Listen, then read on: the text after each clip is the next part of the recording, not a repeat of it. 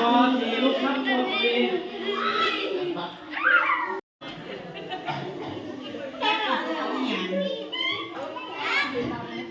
พูดมาลูกพูดมาแล้วพูดมาพูด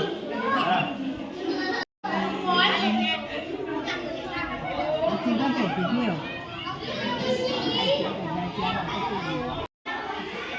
อยู่เรื่องเบอร์ 3ครับเวทีเลือกตั้งนะไม่มีเสียงหรอกจุกเกงสิไอ้ฮาตัวนี้เป็นยังโอ้บัตรด้วยให้เกียรติสถานที่ให้เกียรติผู้ใหญ่บอกแล้วก็ต้องเคารพสองบัตรเจียวเบอร์สอง บัตรดีเบอร์สองโอ้บัตรดีเบอร์สองสอง